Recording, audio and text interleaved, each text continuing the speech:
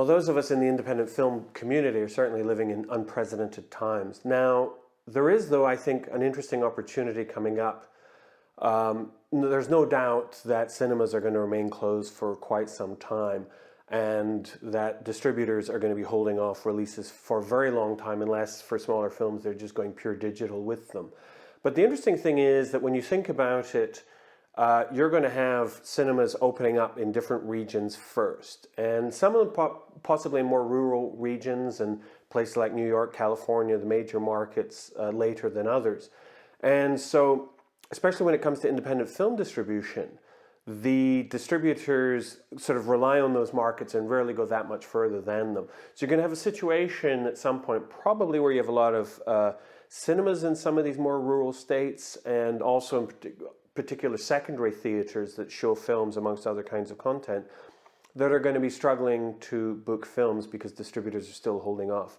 Now, that holds an interesting opportunity for some of you independent filmmakers out there that have films that you're just finishing or have finished, because, you know, if you have a film that plays into a lot of those local markets, then you may well be able to convince the venue to take a chance on your film in that space.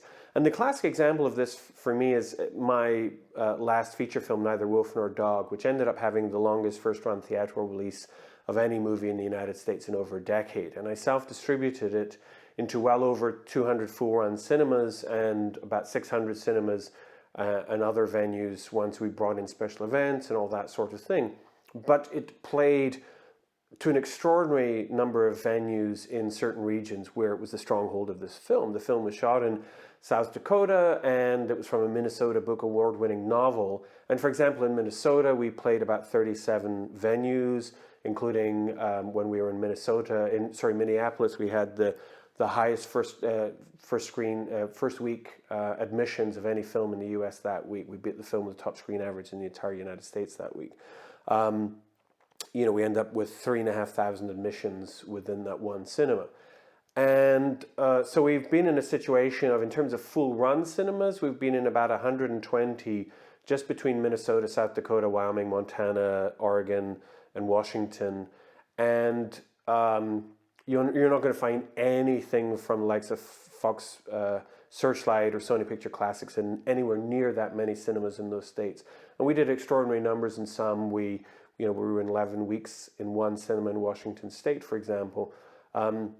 We played a lot of multiplexes, mostly commercial cinemas one way or another, very few art house cinemas, but a lot of secondary theater venues as well. Some we would do extremely well in.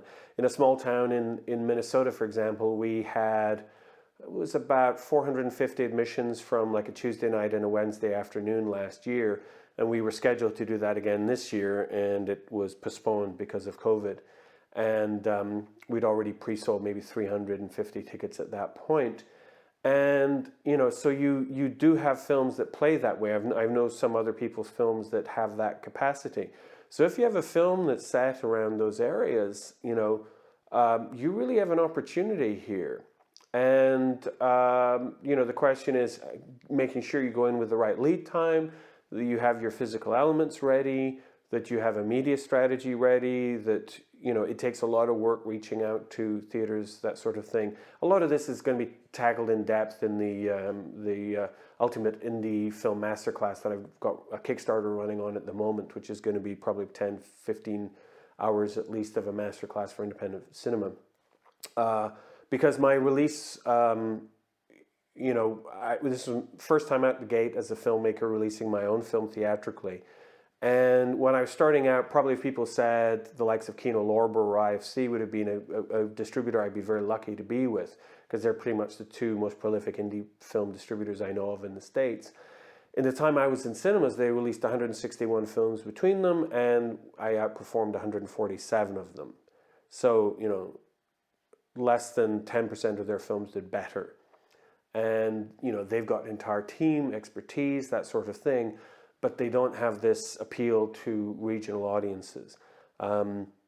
So, you know, reach out to me in the comments, that sort of thing, if it's something you're interested in doing. And you're, you know, what I'm probably going to do is set up an offer to give somebody a free distribution consultation. and launching something tied to that. And so keep an eye out for that. But I think if you get your elements right, you're going to find a much more receptive market out there. The other thing is that if you've got a small town theater and they normally show plays, live music, that sort of thing, that's going to take a while to set up after the lockdowns are over and we're getting more into group settings. In particular also because if you've got a theater, and some of these theaters have 200, 300, 400 seats, which is fine for concert and that sort of thing, but large for a movie audience in these communities. Now, they're going to have to pack that theater for it to work for those live events. And when you're going to have still some social distancing measures, it's going to be very hard for them to do that for those events. Whereas a film, they can actually, make it so that every second seat is kept empty, or every third, 2 out of 3 is kept empty, or whatever. Because if they still get 50, 60 people in that cinema with a film, that can be a nice turnout for them.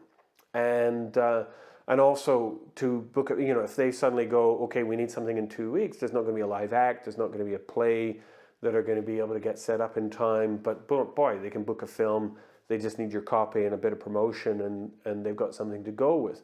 So it is an advantageous time, particularly because the studios aren't going to be releasing anything until they've got more of a national platform again. And people are going to come out and lock down in stages. And not just that, but it's also going to be the comfort level in rural communities where there haven't been a case in a month is going to be far greater to filling a theater than it is going to be in an LA or in New York or wherever else.